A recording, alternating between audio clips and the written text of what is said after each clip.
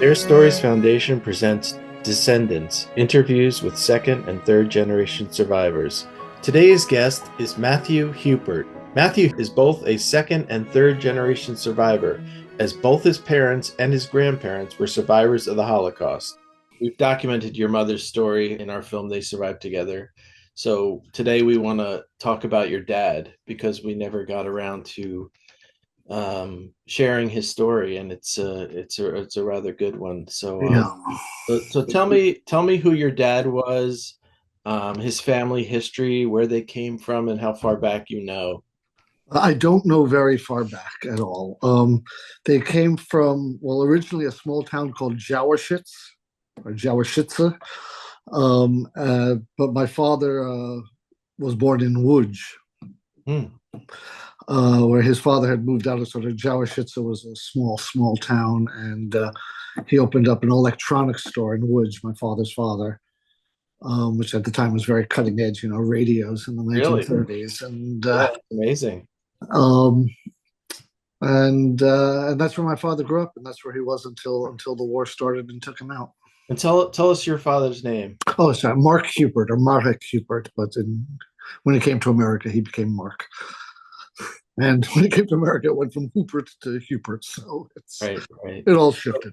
So Excuse me. what was what was his journey uh, during the Holocaust and before the Holocaust and Well, he was studious. He was always, I think, geared towards engineering and math. Um, then when they started to form the ghettos and deportations in Łódź, most of his family they ran back to Jauerschitz to try to hide out there, which was short lived. You know, no Polish Jew escaped untouched. yeah. Um, and he was, I guess, 15 years old when they came and they took him to the camps, Wow. and he was in the camps for 4 years. He was very early in and was liberated from Dachau 4 years later, and then spent a year in the hospital because of all the had tuberculosis and many other syndromes that were quite common in the camps. So he spent a year in the hospital after that. What camp was he first taken to? Oh, I don't know. I'm so bad with this history. Or well, what camps did he? What He camp was was he he was in? he was in he was in Buchenwald. He was in Dachau. He was in oh, I'm so bad with these names. I think I've blocked them out. But he was in several different camps. He was on more than one death march, um, as they shuttled prisoners around as needed. I mean, he was now we would call him enslaved. Um, he was sent to work from place to place because he was young. In fact, when he was taken into the camps in the beginning, his sister told him to lie about his age and slipped him some money to try to bribe the guards. Not that that did anything, but to lie about his age because everyone under 16 was just killed immediately because they were too Right, young to work. right, So, and that actually, I don't think haunted is the right word, but followed him through the rest of his life where he had different ages listed on different documents because it depended whether when he was actually born or when he told the Nazis he was born. wow, Yeah. wow, yeah. Yeah. To add to the confusion, Yeah. of what must be the result of being taken away at 15 and put into a camp. Do you recall him telling you any stories about his time in any of the camps? Yeah, a little bit. He was not uh, incredibly reticent about it, but he was neither did he go out. He liked to tell my girlfriends about it because he wanted them to understand what our family was about more than he would talk to me about it. But there are a Yeah, few stories. Well, for instance, again, when the sister gave him the money, they were separating the men and boys from the girls and women. That was the last time he saw either his sister or his mother. It was at that moment, and they pulled them apart, and he grieved for his sister the rest of his life. She was maybe 4 years older than him, and he adored her. She was a concert level pianist destined for the symphony. do you remember her name? I think it was Yaja, but I'd have to go look. I have it written down somewhere. I think it was Yaja, but I'm Okay, not positive. Yaja, Um, we're remembering you, Yaja. yeah, yeah, and I have a short story that I wrote very loosely based on my father's experience. The story itself is fiction, but some of the events were pulled out. But in it, when I talk about her death, I say that somewhere Mozart wept because she was really a beautiful talent apparently, and was just God, 19 years old and gone from the world. Awful. It yeah, makes me want to cry now. yeah. It had some stories. He told me once about how they were trying to. I don't know what they were trying to do.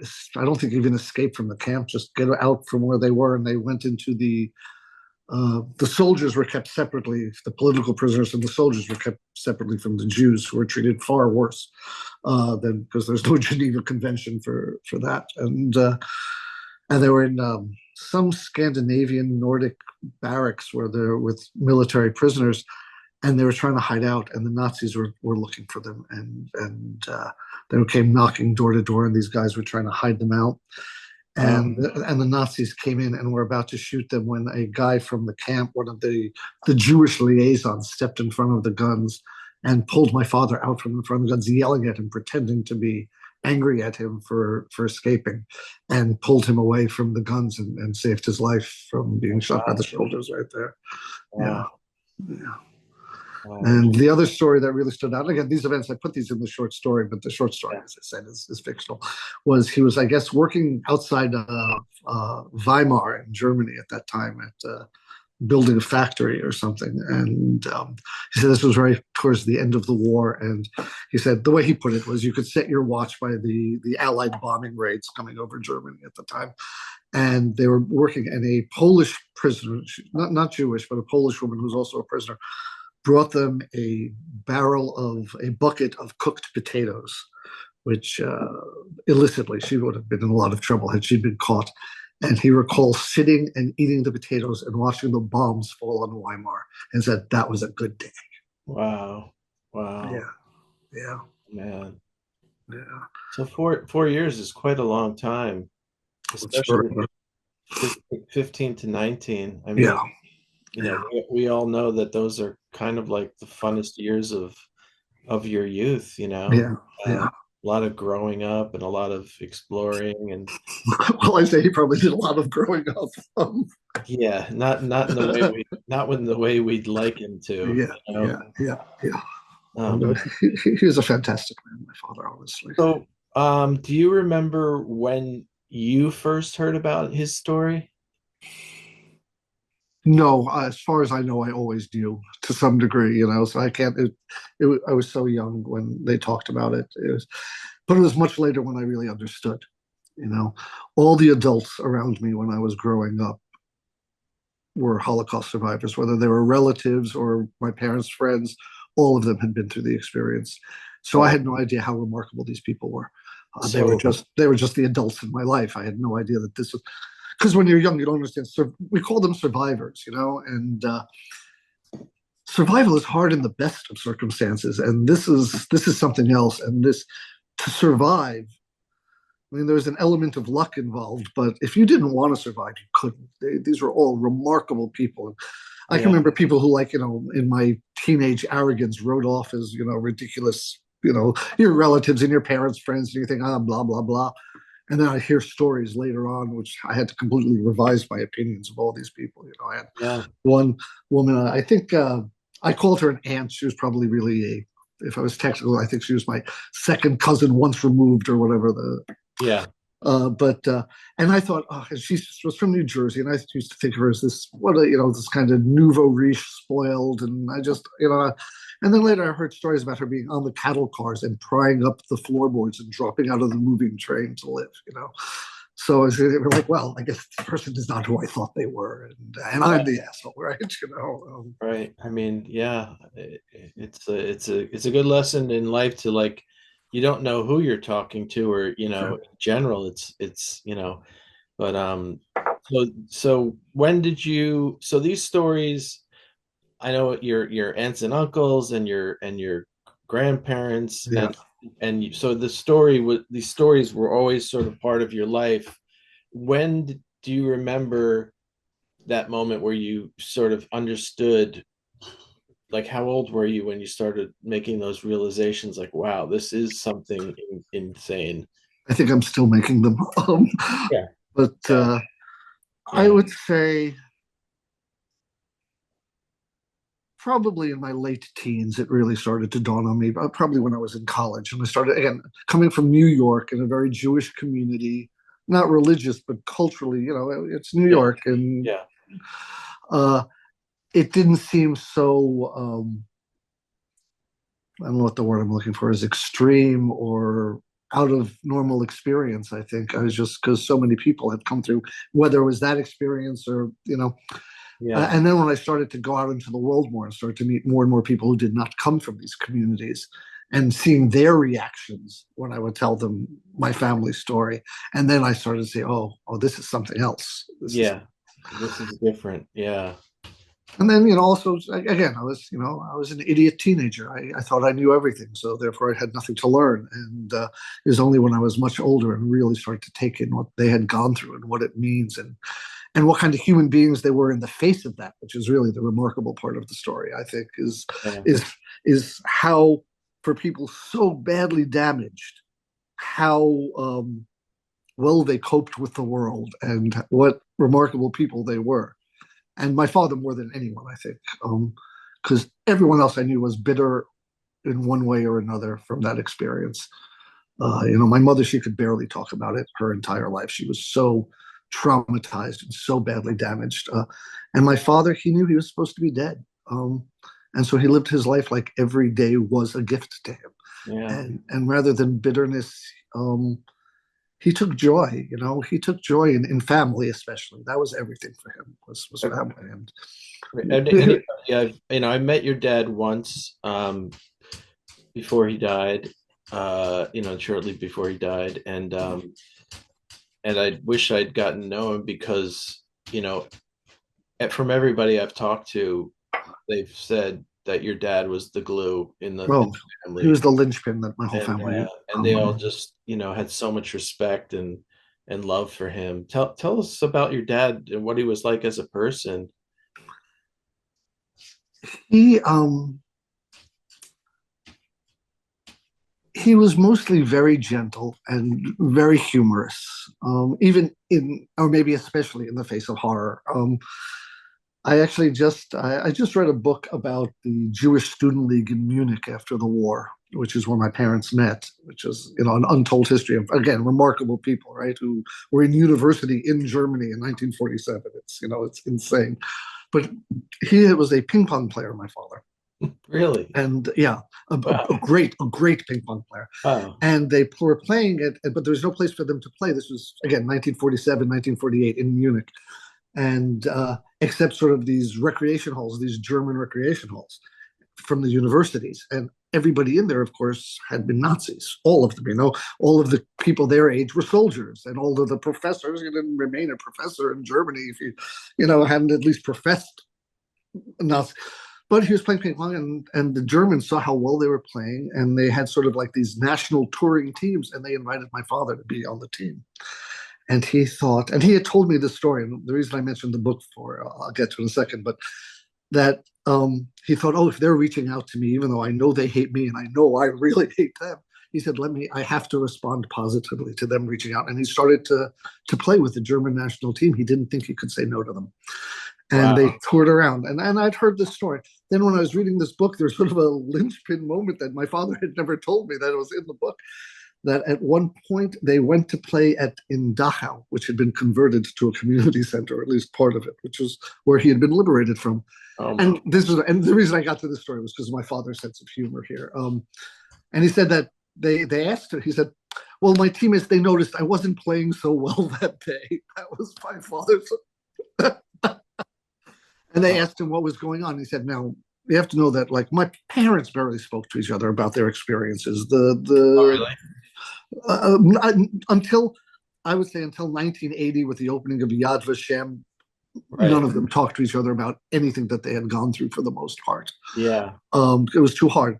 But for these Germans who most likely had been soldiers, asked him what was going on, he decided to tell them, and that's astounding. Because again, they didn't talk to each other. The Jews didn't talk to each other about it, much less tell in German what had gone on. But he Wow. thought it was important because he was forging this relationship with them. And he told them, no, I had been in the camps here, and this is what it was like, despite whatever you might have heard, and blah, blah, blah, and told them the story. And he said, and that broke down the walls finally, where they could sort of treat each other like human beings a little bit instead of Jews and Nazis.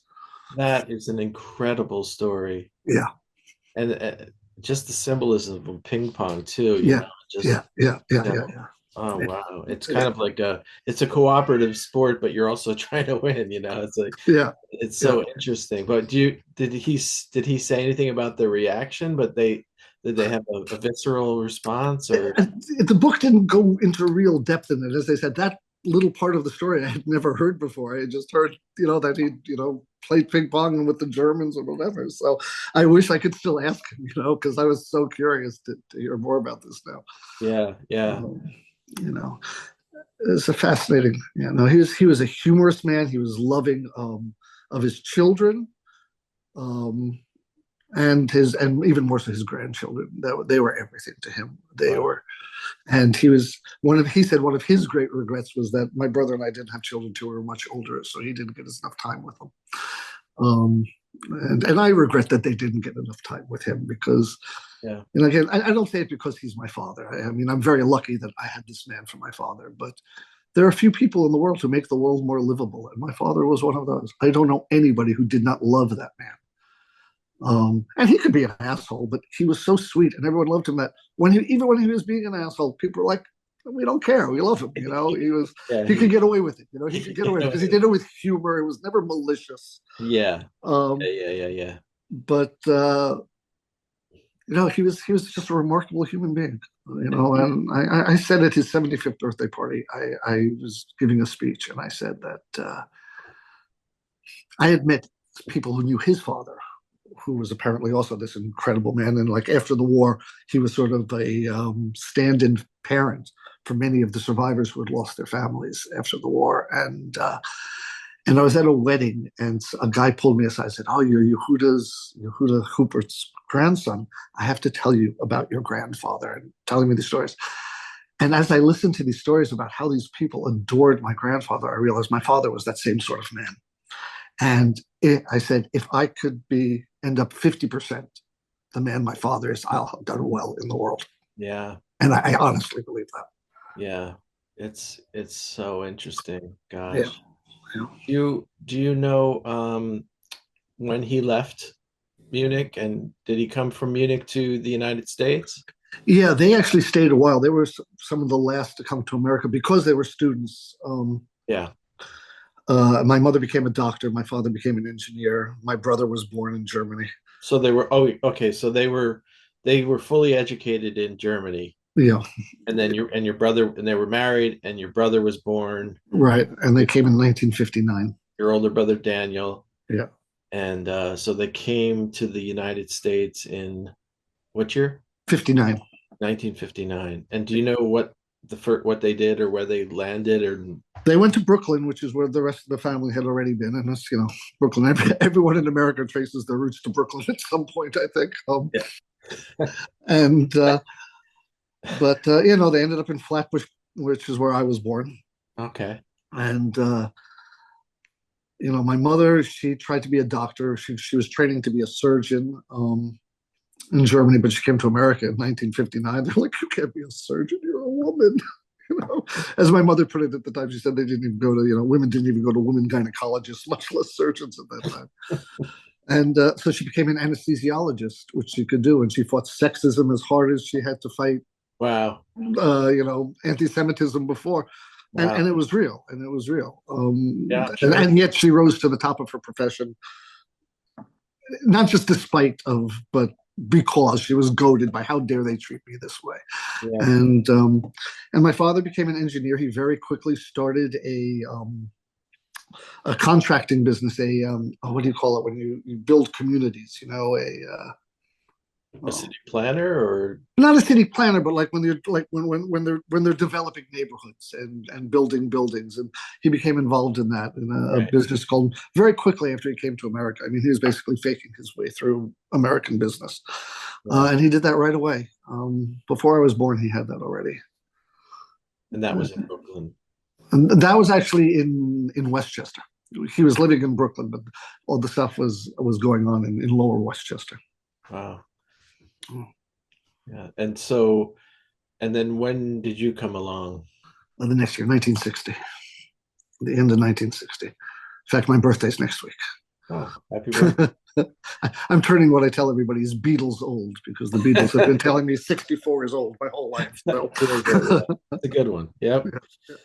Um, did you, if looking back on your earlier childhood, did you notice any trauma that was going on with your parents? That did you notice any kind of behavior that could be attributed to the trauma that they endured? I don't know if I noticed it then, but I see it now. Yeah. Looking back, I see, some things that I was, angry or disappointed with my parents with, or with myself. I didn't have all the tools I needed from survival that because they couldn't give them to me. And it's only now looking back that I realized how badly damaged these people were, and they just did not have the ability to do more than they did. They were shattered human beings, and the fact that they were as sane and successful as they were is remarkable. But absolutely, I think my mother particularly, she was a very funny and loving person, as everybody tells me. But as her child, I didn't see a lot of that because she had such strong survival fears that. And she never dealt with her own pain. She became a pain doctor because she was dealing with other people's pains because she could never cope with her own. Wow. Um, How but interesting. yeah. And so she was not, I mean, I wouldn't say she wasn't loving. She was a loving mother, but it was a contentious relationship I had with her because she was so full of fear. And again, it's only in retrospect that I understand. At the time, I was angry that my mother wasn't accepting of who I was. But what she was afraid was that her children weren't going to survive because she saw so many who didn't. And whether it was conscious or not, and my father, the same way. I think he did it in a more loving manner, though. My father gathered people in, and that's how he dealt with his fear and his pain. Whereas my mother needed laser focus on what she was doing, and Right. So you felt like were they putting pressure on you to be a certain way, or were they just there's a certain element of detachment that no, there was pressure, but it was funny. They were both incredibly lenient and at the same time, it seems contradictory, but very. I was supposed to be the scientist, the doctor. It was clear, and they knew it from an early age. But it's the old Jewish joke. My brother, how old? The lawyer's four, the doctor's six, right? That's the. Oh, but and my brother became the lawyer, but and I always had a scientific and mathematic head, but that was not my interest. First of all, I saw my mother as a doctor, and she was exhausted all the time. She was miserable. I'm like, why yeah. the fuck would I want to have that life? But I'm an artist. I'm a writer, and I was a video artist, and I had no interest in that, and that scared the shit out of them. But they were very lenient in allowing me to find my path, and at the same time, they were not shy about telling me how dangerous they thought that path was and why I should be doing something else. Yeah. And again, in retrospect, I understand it. At the time, it just pissed me off. Do you know where your artistic direction came from? Was there anybody in your family that was artistic that you know of? Or was it a sort of a cultural thing for you of what you were exposed to? I can't say. I can't think of anyone. I mean, Was your dad at all artistic, or did they well, did my they like the father, art? Let's say this: did they like the arts? they liked the arts. They raised us in the arts. They took us to the theater. We were in museums. We went to the Philharmonic. We were raised definitely with an appreciation of the arts. My father was an engineer, so he would make doodles that were the most precise drawings you've ever seen in your life because he had that engineer head. Yeah, Um, I don't think he thought of it as an artistic talent. I think it very much was, but he was just very precise and very mathematical and knew how to make a straight line. Um, so I don't think it came from that, but we definitely were raised with this very So you were liberal attitude in the real, in the true sense of yeah. So you liberalism. were exposed to a lot of cultural things, which Absolutely.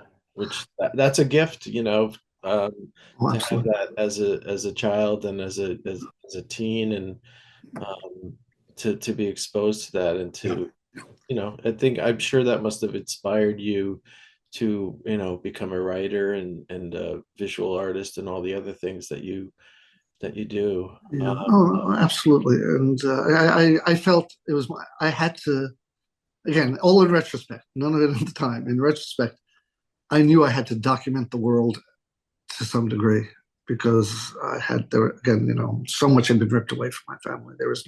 Yeah. There's no story. There's no story to research. I was talking to a guy whose family had come here in like the 1600s or something once, and he was talking about, oh, he's so upset that he doesn't know anything about his family beyond his great great grandfather or something. And I was like, are you fucking kidding me? My family, I go back 2 generations and it's all invisible after that to me because it's all destroyed. There's nothing left. Yeah.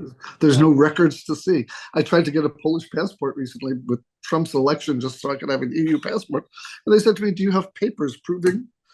And I wanted to be like, motherfuckers, you took the papers when you gave them to the Nazis. Of course I don't have papers. Yeah. Yeah. It's same with the African American community. They can only trace their roots back as, so far. Exactly. You know? Exactly. No, and I think part of it was talking about the arts and the approach with this, looking into, again, to this Jewish student league in Munich.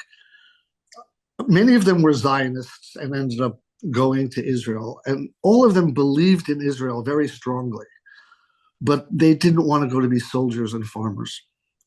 They came out of educated Jewish society, which at the time was a very highly educated society for Eastern Europe, remarkably highly educated. Yeah. And they saw that community wiped out. And they saw it was contingent on them to recreate Jewish intellectual life. So that's why they didn't go to Israel. That's why they stayed in Germany to become doctors and engineers and all these other things they became. Wow. Because they thought this was it. This whole thing had been wiped away. The entire history of European Jewish intellectualism was wiped out, and they were the only ones who could bring it back.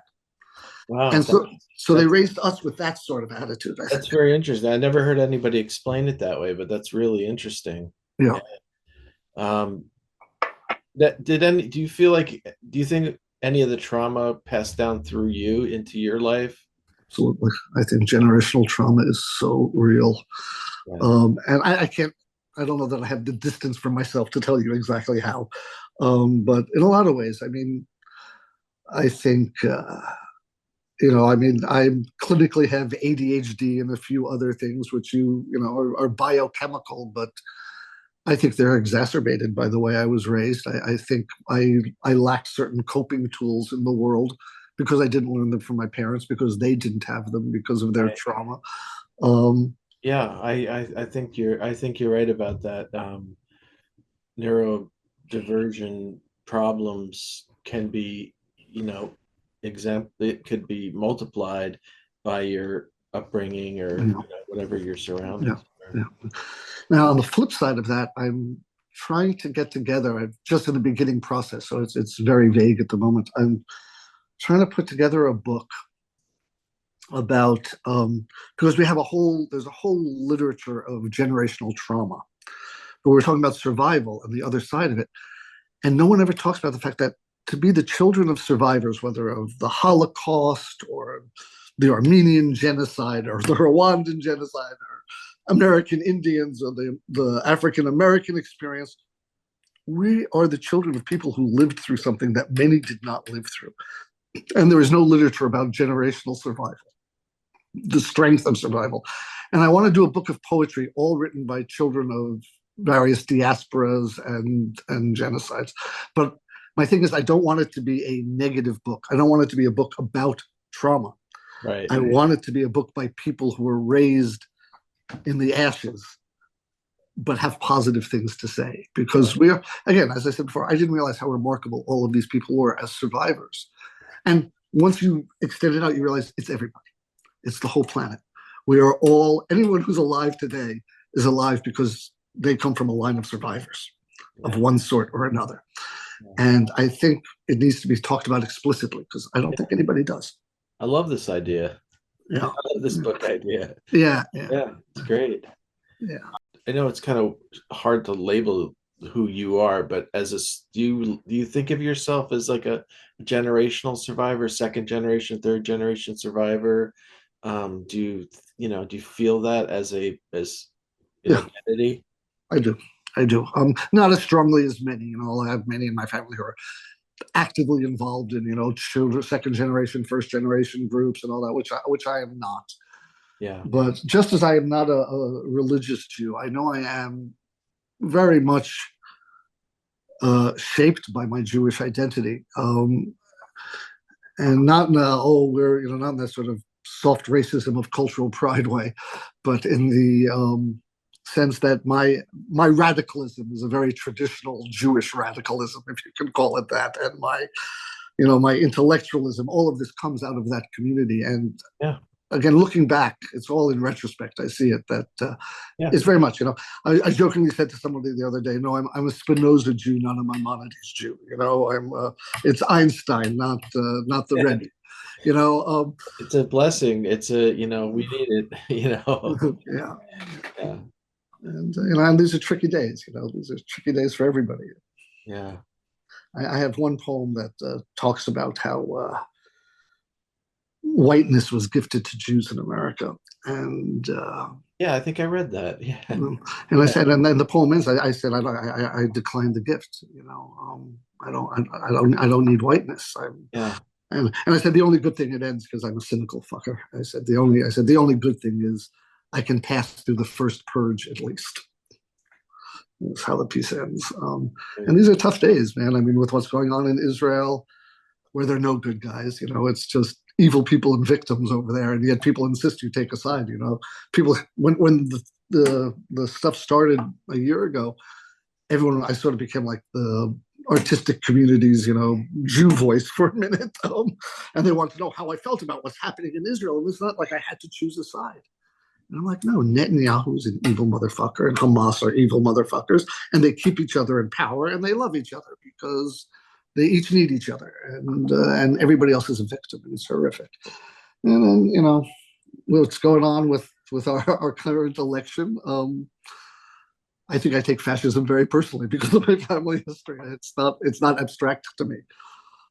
I had a guy I was talking about after Charlottesville, and I was talking with another guy about some other stuff. A bisexual Chinese poet married to a Jewish American woman. So we were talking about Trump and the fears of Trump that we had.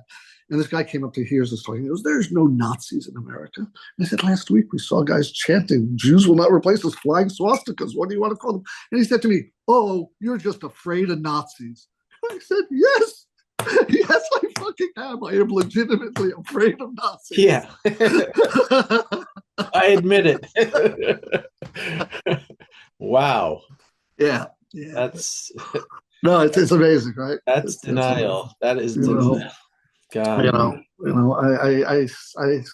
if it's the same poem or another one on that topic. I also talk about how my mother hadn't passed away yet at that time, and there are verses in there that said, "I'm almost glad of my father's passing, and I'm almost glad of my mother's dementia because of watching a man spray death like water in the brisks, having death toll Jews, or having people marching with swastikas called fine people from the White House. And they didn't come to this country for that, and Yeah, I know. It's I mean, we've been interviewing survivors for the Shoah Foundation, and I can say without exception that every single one of them is re-traumatized. yeah, yeah, yeah, Um, of course. um, Not that they need to be re-traumatized, but they are, and they're living in fear, No, no, and it's real. It's real. It's just scary. not, It's scary. it's just not fair. I mean, like you said, your parents, they lived to a certain age, they went through what they went through, and God, did they really have to be exposed again and No, speared again? no. So, And there's no one to put the brakes on them. It's yeah. really. I'm So not comfortable. you mentioned your son earlier. Does Yeah. he what when did he find out about the family story, or and what is his has he taken on any kind of interest in it? And Uh, yeah, to some degree. I mean, I pushed it on him, I think, more than my parents did. Although he was super close with my dad, my father, and he, uh, when he was maybe, when did my father die? In 2016. So he was 12 years old when my father died. But up until then, they were really close. I mean, mm, they loved each other to death, and it was just they were. So my father did talk to him a little bit, as you do to a child, you know. yeah, But I've always insisted on him that, you know, and again, not because I'm going to say the phrase again, not the cultural, you know, the soft racism of cultural pride, but because just to understand who his family is important, and because it shapes us. And just as that generational trauma is on me, it's on him. I absolutely, whatever my fuck upness is, you know, we're that's the job of a parent, right? Is to always fuck up your children in brand new ways. Um, and so I wanted him to understand our roots, you know. So like when I finished reading that book about the Munich League, I sent him a copy in school because he was very before he was an English major, he was a poli sci major, and he's very historically oriented and politically oriented. And I'm very glad that his rebellion against me was not becoming a Republican. You know, he had other ways to rebel. Um, but he is interested, you know. But again, in an academic way. But then, whenever something comes by, like I can't push it on him, but when he comes across something, it definitely resonates with him, and he tells me about it afterwards. Oh, I read this thing, I saw this thing, whatever. Um, because you know, I didn't want him to not be Jewish, despite my incredible lack of ties into anything traditional from that culture. He right, wasn't bar mitzvah. I gave him the choice, you know. right. Um, then, of course, when I started going to all the other kids' bar mitzvahs and saw how they were raking it in, he was like, "Oh," I'm like, "Oh, it's too late now, man." But you know, but I gave him the choice. I'm like, if you want this, it's cool. If you don't want it, it's cool. I get it. And I talked about why rituals are important and why they're not, but I Yeah, wanted him to be comfortable in whoever he was, you know. yeah. And he's a smart kid, man. He's he's really one of my favorite people in the world, and not just because he's my son. He's That's really fantastic. That's great he's to all heart. He's just a wonderful human. That's great. Sounds Yeah, like a really nice lineage of men in your family, you know. you know, here's hoping. Um, I did feel you like the ever outlier there, but you're holding it together. Did um did you ever experience anti-Semitism growing up? um, growing up, no, but I started to travel a lot starting in my mid 20s until I became a parent in my mid 40s. And then there were a couple places in Fez in Morocco, which was shocking because Morocco was always a very open country for Jews. But then with the Intifada and everything, because of Israel, everything's changed, you know. And but I definitely I experienced some anti-Semitism in Morocco, in Israel. You know, walking through East Jerusalem, I had kids throw rocks at us because they realized that we were Jews in East Jerusalem, and even in America to some degree, but not the same way. But you know, you hear it. Yeah, When you're in the middle of the country, and they don't, it's not malicious anti-Semitism. They're just raised with these crazy fucking beliefs yeah, of what a Jew is. You know, I remember meeting a woman from Montana who was like, "Oh, I never met a Jew before," you know, and it's like, right. well, hi, you know, Yeah. you know, I had a son's friend came back from college. He was in Colorado, and his comment was, "It's so nice to be back where Jew is not a verb." I think is the way he put it. Um, Oh, that's good. yeah. Did your son ever experience it? I don't think so. I Yeah, don't think so. And he certainly won't in the school he's in now. It's such yeah, a yeah, predominantly Jewish school. I think that school is still like 30% or 40% Jewish, even though you know right.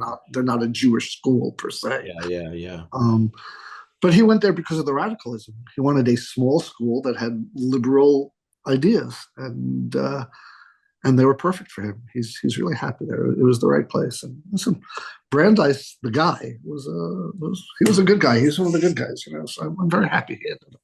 Is there anything else you would like to add? This has been a really great conversation. I've really enjoyed it a lot. Is there anything that we didn't talk about that you feel like you'd like to say, or I Um, could probably talk about my father for hours, but I don't know. You know what I mean? you're welcome Um, to tell us another story about your dad if you like. I'm trying to think. I'm sure as soon as we disconnect, I'll think of 50. But I don't know. I just But he. Well, you're I'll tell you one. When you were at our Passover Seder once, and to to to just talk about his approach to everything. First of all, that was for him the most important day of the year because that was when it wasn't just his immediate family. Everyone was there, and everyone was together as family, and it was everything for him. But yeah, when you get to there's the point where you're supposed to eat the bitter herbs as part of the ceremony. And every year my father would say, now's the time to eat the bitter herbs. He said, I don't eat the bitter herbs because I've had enough bitterness in my life. But the rest of you, please. And I think that explained my father perfectly. It wasn't a big story. He wasn't looking for sympathy. He wasn't looking for anything. He just simply stated, I've done this. I've settled this. Please move on. But he wouldn't let go of the rituals. I don't know if my father believed in God or not. I can't tell you at all. I think my mother didn't until she was older, and then I think she decided to, which is fear. better be safe than sorry, right? That's right. But my father, I don't think he did, but he may have. But he wasn't the Yeah, type of person to say that to anybody. It wasn't anybody else's business, those sort of private things about yeah. him. But But he but he was lived like a good man. he believed in love, and he believed in love of his family Yeah, and caring for people. I mean, I've heard stories about how he took care of everybody, everybody. No, no, even, no. When he died, even though most of my family is my mother's side, everybody was rocked, and the relationships were not as strong after his death as they were before, unquestionably. Um, oh, I just had a thought and I lost it. Wait. Said lived with fear for the love. Damn it! I had something to say, and I was in and out of the head. Yeah. Yeah, he was a remarkable man. My father, he really was, and you think about him a lot. every fucking day. I'll show you. After I got divorced, I took my wedding ring off this finger and I put it on this finger. But the reason I'm mentioning it is if you see there's two rings on this finger. The Yeah. top one here was my father's wedding ring. Oh, When he was in the hospital dying, they said, "Oh, you need to keep this safe." And I put it on, and it oh, lives there now. And this is a ring my son lost, and I found on the living room floor. So I have my ex-marriage, my father's marriage, and my son's ring all on this hand. And nice, so that's nice. how I carry them all with me. That's great. Yeah, that's great. Well, thank you so much for doing No, this thank you. interview. Really appreciate it. Thank you. Tell us your dad's name one more time. Let's say it out loud. Mark Hupert or Marek Hupert. Mark Hupert, we're thinking about you and we care about you and thank you for everything that you did and passing it along through your family. Yeah. It's been an honor just to hear about you. And and thank you, Matthew. It's It's my pleasure. been a great interview.